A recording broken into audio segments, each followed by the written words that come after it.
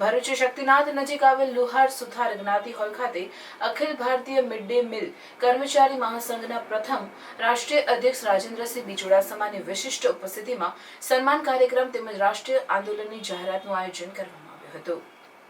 મધ્યાહન ભોજન યોજના, જે હવે પીએમ પોષણ શક્તિ નિર્માણ યોજના તરીકે ઓળખાય છે, તેનો અમલ વર્ષ 2022 શરૂ થયો છે. જો કે આ યોજનાની શરૂઆત 1984થી થઈ હતી અને તે સમયે આ યોજના જવાહર રોજગાર યોજના સાથે જોડાયેલ હતી.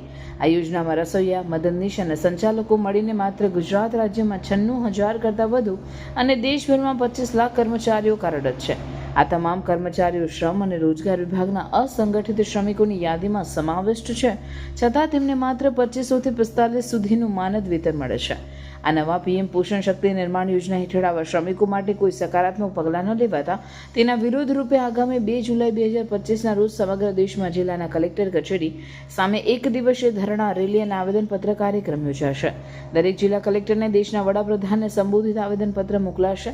સાથે સાથે રાજ્ય સરકારના તાજેતરના નિર્ણય મુજબ ભોજન ખાનગી સંસ્થાઓને સોંપવાના પ્રયાસના પણ આંદોલન દ્વારા વિરોધ કરવામાં આવશે. ખાસ કરીને ભરૂચના ઝઘડિયા તાલુકામાં એક કેન્દ્રીય રસોડું તૈયાર કરી રાજ્ય બહારની ખાનગી સંસ્થાને કોન્ટ્રાક્ટ આપીને બાળકોને 40 થી 100 કિલોમીટર દૂરથી વહેલી સવારે 3 વાગે બનાવેલું ભોજન પહોંચાડવાનું આયોજન શાળા સમય સૂચિ અને પોષણની વ્યાખ્યાને ઉલટાવતું છે. આગામી દિવસોમાં દક્ષિણ ગુજરાત સહિત રાજ્યના કુલ 72 તાલુકાઓમાં આવી ખાનગીકરણની નીતિનો વિરોધ પણ આ કાર્યક્રમમાં જાહેર કરવામાં આવશે.